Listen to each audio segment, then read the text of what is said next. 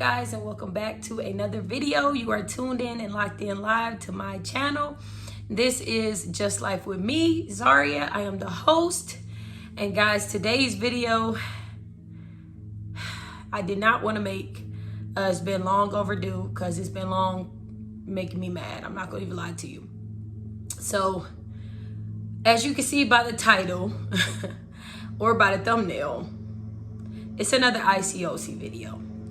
Now, I did not want to make my channel about the ICOC because I have literally grown since then. I don't think about the exile. I don't think about, going back. I don't think like that. But it took a long time. If you've been following my videos, sorry, y'all, I'm like addicted to ginger ale.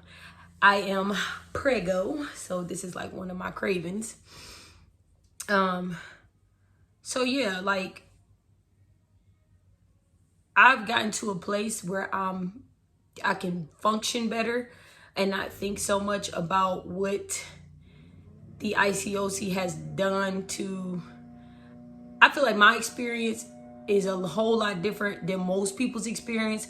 There are people who've had more traumatic experiences and have come on to this platform called YouTube, and they've expressed their experiences. Oh, excuse me, guys. Sorry, y'all. And so many other different social media outlets like TikTok and whether it be Facebook or Instagram, sharing their stories, exposing ICOC, ICC, whatever you want to call it. They all cessationist to me, so they all the same. But they have come on and said and spoke their piece and their truths. And as of lately, I have noticed, and yes, I do read everybody's comments. If I responded back to you, and if I didn't, I will. Just give me some time, y'all. I'm 8 months pregnant, and I work a full-time job, so that's a little stressful too. Excuse this noise in the background. One, I got kids, and two, they are cutting grass right now. Won't be going outside for a while because I just can't do grass, but that is like super annoying for them to be doing that right now. But anyways, back to the topic at hand. The reason why I'm creating this video is to give warning to those who come on my platform with the foolishness. And what I mean by that is you have people out here in the world, literally, who have been a part of this cult and they've left. But they don't like for me and other people to talk about the cult. That's weird. That's like super weird. They don't want whistleblowers. They don't want that. And that's just like any other cult. They don't like whistleblowers. And I've had people try to attack my story personally. And what they don't realize is that my story is a little different because if you've looked at my other videos, I didn't grow up in the ICOC. I also didn't have a good role model. Like, even though I was brought into the church by family members, does not mean that they was living a good ICOC, whatever they would deem as disciple life. Okay. So, and I rebelled a lot often because that life to me it didn't seem real. It didn't seem authentic. And at times I wanted to be free. Okay. And I've expressed that. Those were my own sins. But what you're not going to do is sit up here and act like I left the church because I just wanted to be wild and free. I left the church to get married. I left the church and got married and built a family. I left the church, got married, and broke generational curses. Come on, somebody. I left the church and ran right into God, whereas I didn't even meet him there. Okay?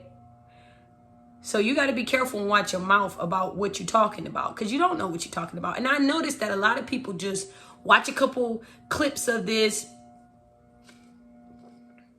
videos and draw conclusions or draw assumptions. Ma'am, sir, this ain't the place for that. If you coming on here to bash me and other survivors of this cult, people who have left, You on the wrong platform, because Zaria don't play that. I don't do that. I don't have time. I don't have time for that. And I will read you your rights. You need to skedaddle. Go find somebody else's stuff to play on. Go find somebody else's face to play in. But as for me, this platform is safe. This is for people who are wondering if they crazy or not. By trying to, see if they want to leave. Or this is for people who have left. This is a safe place. Don't bring your shenanigans over here. I had a guy that approached me on here and was talking about how he left the cult, but that is still a great place, that he had his own issues with it. And this is the face I was making reading it. Like, so you have some of the same issues that I had with it, and you left, but you over here criticizing me and other people? No, son, that's weird. That's weird energy. That's very weird. Why are you over here criticizing me and other people about what I decided to share as my truth? Then I had another person, right? Because see, here's my theory. Clearly, if you have the same issues, right? 1 + 2 = 3, right? And red fish, blue fish, like, it's not, the math ain't math then, homeboy, because I feel like at this point, you should know better than to even say those things out your mouth. To even type those things is just contradictory, because you're making yourself look like a fool, because you are downplaying what these people even did to you. So you're further traumatizing not only just yourself and you don't know it, but you're traumatizing other people who are reading your comments. Just like I am as the creator.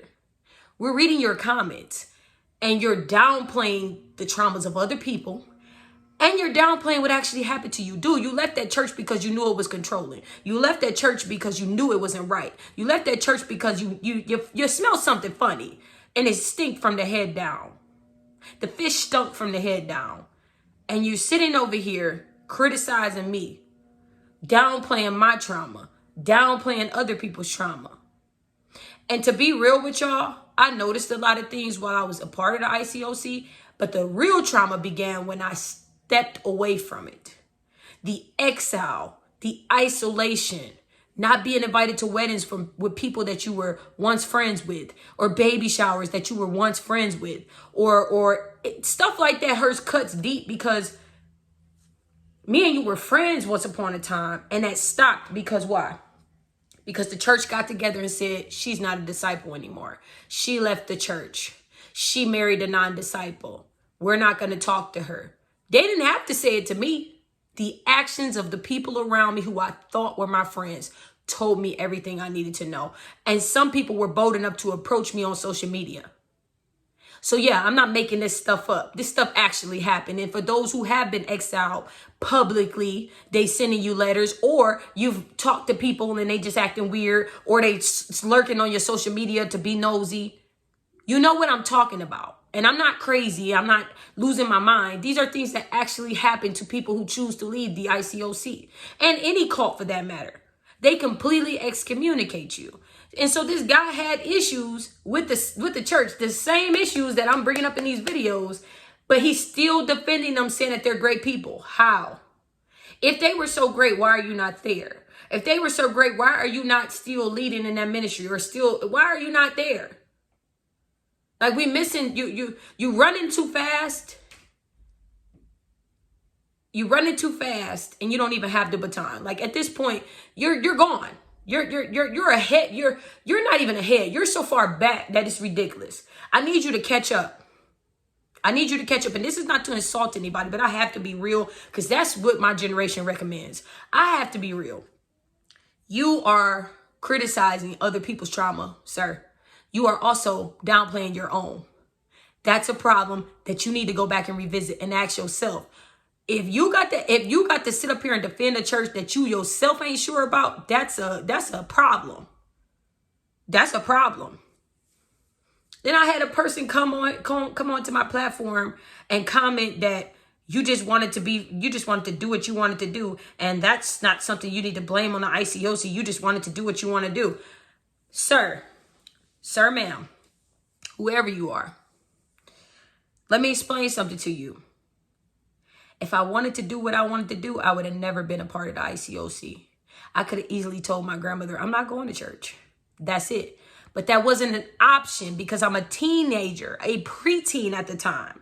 I was forced into going, okay? That's something I don't think I've ever shared, but I was basically like badgered into going to church. And for those of us who grew up in black families, you ain't telling your parents what you not gonna do and you still underage and you ain't 18. Let's get that there, okay? It's not a stereotype. It's the truth and it's real life. And you can ask anybody that's African American, you're not going to tell your parents what you're going to do. So here I was going to church, okay? And I ended up liking it. I ended up loving it. I fell in love with the people there. I'm not going to sit up here and say I didn't. I had best friends, people who I thought I would be friends with forever, okay? I thought I was going to get married in the church. I thought a lot of things was going to happen for me, but it did not happen that way. Some of it was because of my own sin, but a lot of it was just I was in the wrong place at the period, from the beginning, from the jump. It was a setup for a lot of things to happen. And so my whole thing is that if I wanted to do what I wanted to do, I've always been a free spirit. I could have easily did that. No problems, no hassles. But I wanted to serve God. At certain points in my life, I wanted to serve God. It was really I was on fire, as they say. Trigger warning. I was on fire for God, as they say. Inviting people, inviting my family, everything. I wanted everybody to know the truth that I knew. So I thought, right? The illusion that I was getting. I wanted everybody to have that. And I tried my hardest to live by that principle and to live as a disciple. I really did. Now, a lot of people who are against whistleblowers, again, who want to protect this cult and want to say that it's not what it is, a lot of them are basically just like their true colors are showing. You can see it in some of the comments. They are evil people for real. Some of the people I met in the church, behind, like their colors really are showing. Their spots are really showing. They aren't some of the nastiest people I've ever encountered in my life. They were already probably nasty before they came into the church. And then the church just added extra ego and extra foolishness to their behaviors. And now they just ridiculous. You just boldly coming on my social media accounts telling me that you thought I was never a disciple and you don't know, and you barely even knew me when you were a part of the church. You had just met me. You barely even knew me. You didn't know my life story, ma'am. Why are you coming and telling me that? Why does it matter to you who my husband is? Like things like personal stuff they were asking me. Like, why are you asking me about who my spouse is? Do you want to meet him? Because he's not me. He didn't attend this church. He has nothing to lose. I'm a lot more respectful. My husband's not going to be disrespectful, but he's also not going to be disrespected. It's a difference. He see right through y'all and know that y'all don't have the Holy Spirit, so he's just going to call it out. You're not going to like him. So you asking questions about somebody you not prepared to meet because he's gifted and he can sense that you are not of God. And that the spirit that is controlling this church and this cult is one of division. It's a demonic force, which is why people can never grow spiritually in it. Demons are not being casted out. People are not receiving the Holy Spirit. People are going down in water, coming back up the same. That's why. And he's going to call you out on all of it. He already called my pastor out on it. He has no shame in his game. So my thing is, you're asking questions about somebody you're not even prepared to meet. You have no idea, but you're doing it to be malicious. You're doing it to be sneaky. You're doing it to be smart, to be funny. Just come out and say what you all been talking about behind my back anyways. But that's another discussion. And see, this is what I'm talking about. You have people like that in the church. I've encountered them already. And now I'm encountering them on my page. Bruh, stop. Stop. Stop coming to my YouTube channel with the BS. Stop. Stop coming to my YouTube channel trying to cause confusion, trying to cause mischief, trying to get me out of my element. You can't. You're going to get the real whether you like it or not. You can criticize me all you want, but what you're not going to do is downplay the trauma of other people. And you need to go get some help because you still have things that even you have against the church that you need to get rid of. I am not church hurt. I'm not. In the beginning, I had my issues with the church, and I had my issues with a lot of organizations, not just the ICOC, just churches in general. I didn't want to go into them because I didn't want to see the hypocrisy that I had to grow up looking at. You get what I'm saying? I didn't mind a church that genuinely was doing what God told them to do. That's not the issue. But a lot of them are not. That was my issue. And I feel like with this new way of thinking, oh, you church hurt, you got to get over that. It's easier said than done to tell somebody that trauma that you went through, you got to get over that. No, it's a process, honey. It's a process. You got to go through denial. You got to go through isolation and exile. You got to go through realization. You got to go through some anger. Okay? You got to be okay with seeing these people out in public. I cannot tell you how many members of the church live in my area and I live on the west side. They live where I live and farther out. I shop further out. And I see these people. I'm at a place now where I'm no longer ducking and dodging them like Lil' Kim. I'm no longer doing that because I don't have to. You want to know why? Because I'm at a better place. My life is good. I'm happy. I'm not church hurt. I'm not bitter. I'm not angry. I'm not upset. I can literally sit in a restaurant with these people, say hello to them and speak to them. You know what they can't do though? They can't look me in my eyes. They can't look at my family. They can't look at my husband. They can't give me the same courtesy and respect that I'm giving them. And when that is the case, that's nothing but a guilty conscience because you know you were wrong, right? Because the truth be told, a lot of the people in the church that have been devout members, a lot of them are leaving. A lot of them want to leave. A lot of them want to do what you are doing. A lot of them do. You will be surprised how many people have come to me from churches that know me, contacted me, and I've said I had an issue with that too. And they were in it way before me. Some of them are kingdom kids, which means they grew up in the church. Right? So, yeah, they hate whistleblowers. They don't like us at all. Don't shine no light on my darkness. That's how I see it. Don't shine no light on my darkness. That's what they don't want. Don't expose us. Don't expose us. Let us just keep doing what we're doing and deceiving people. There was a guy that came on to my platform that I've known a while, went to school with, and he know who he is. And he fell for one of the girls at the church. Okay. Now, y'all know how they feel about outsiders that are not a part of the church, right? They get upset with them. They want to convert you because that's the only way you can date and marry them is that they turn over to God and, all of this other stuff. And then they want to control your relationship. And once you get in it, right? So you never really have no freedom to really make any decisions on your own without talking to their disciplers or their disciplers talking to your disciplers. It's all this third party crap. When you get married, it's just you and that man, you and that woman. Ain't no third party other than God. That's it. But I digress. You can't go on single dates. You got to go on group dates. Everybody be in your business. Can't talk about what you need to talk about. And,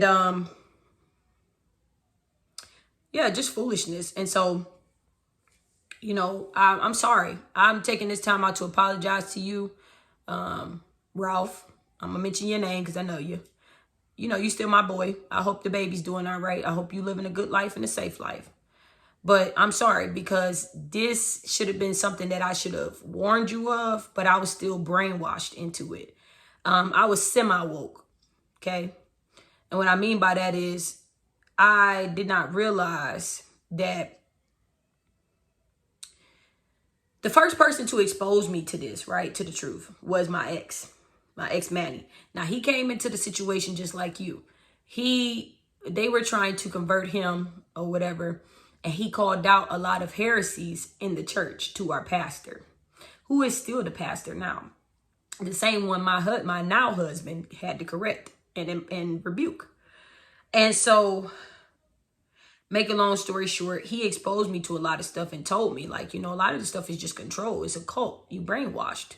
You need to come out of that. And I thought he was so much against God and so much against the church, because I was brainwashed into their way of thinking, that I broke up with him, pushed him away, and remained brainwashed. Okay. Now keep in mind, me and him had our own personal issues that wouldn't have worked anyways. We were just always meant to be friends and never meant to date. And that's good. But what if that had been the person I was supposed to marry and I pushed them away for the church? Then I would have been definitely not in the place that I'm in now.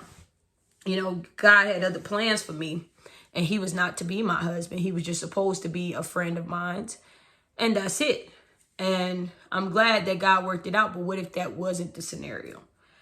And I'm sorry, because the same thing was done to you with the person that you liked in the church.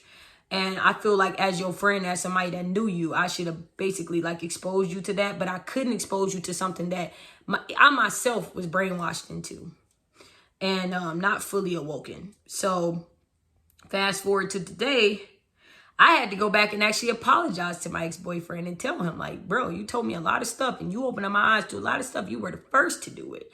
And yet,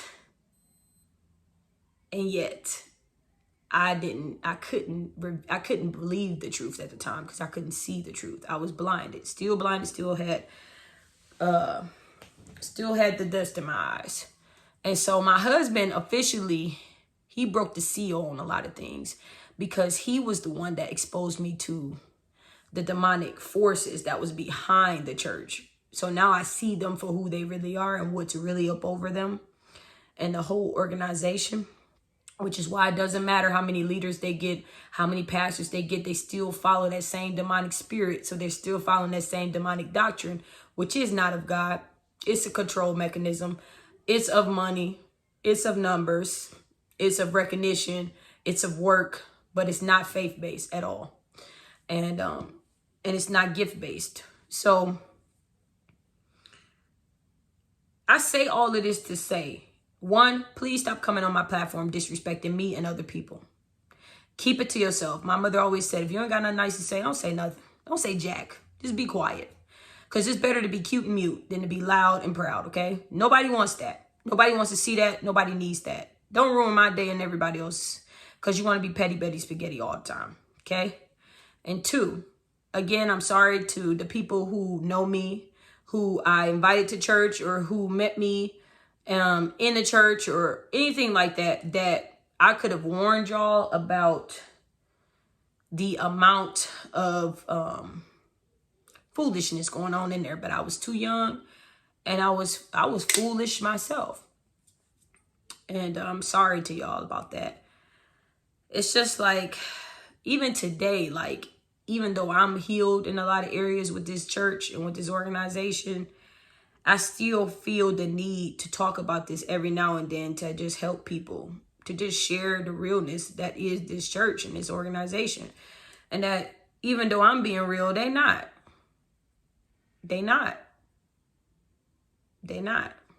It's hard to say, like, right now I'm having my second child. This baby is by my husband. This baby is in wedlock. This should be a celebratory time. And I think in my mind, I was expecting some of them to just be like, hey, the baby's coming. We're going to give you a gift. Or what do you need for the baby? And I forgot.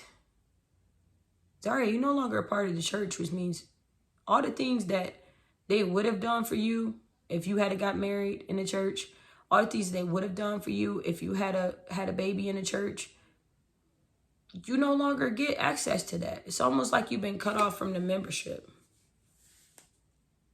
You can't sit with us type of vibe. And I'm not going to lie, it's these types of things in your life once you leave the church that bother you. Like, really and truly, they bother you. Because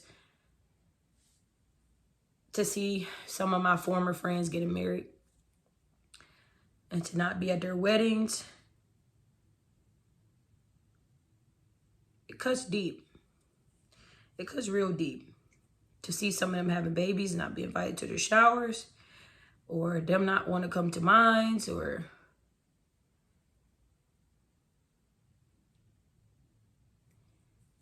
it's evil. It's evil. It hurts. It doesn't feel good to me. I'm not going to cry about it, guys. I'm not. I promise I'm not. It's just, I think I just take things so much that I don't sit down to understand and like take the time out to actually grieve the things that I take so much of that hurt me so much. And that's one of them. Leaving the church is not easy. It is not an easy thing to deal with. And I've had to learn that as much as I want to still be friends with these people, I have to understand that we are no longer. And I also have to mentally process that I cannot expect for them to speak to me, to be around me, to want me around, when I am like the bad apple that fell from the tree and they just threw out. And so, with that being said, guys, that is the end of this video. Stay tuned. I promise my channel would not turn into like an ICOC rant and rave. If you ever need to, why are my kids acting a fool? If you ever need to have a conversation with me through email, my email is in the description. You can also message me on Instagram. Please just let me know where you're coming from, because I've had a lot of weirdos. And I'm not saying that people are weird. I'm just saying, like, I've had like inmates and all types of people just trying to contact me on social media out of nowhere. I don't understand that, but just state where you're coming from. If you're coming from YouTube, hey, I'm from YouTube. Just wanted to follow you and, you know, get some advice or whatever you need from me.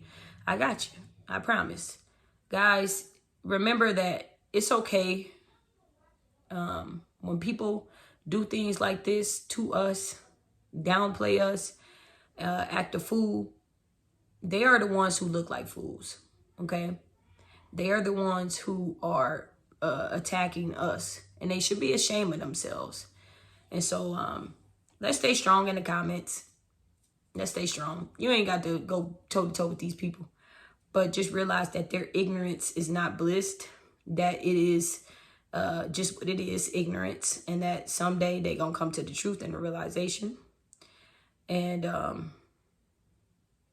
yeah, it's all right, guys. Bye.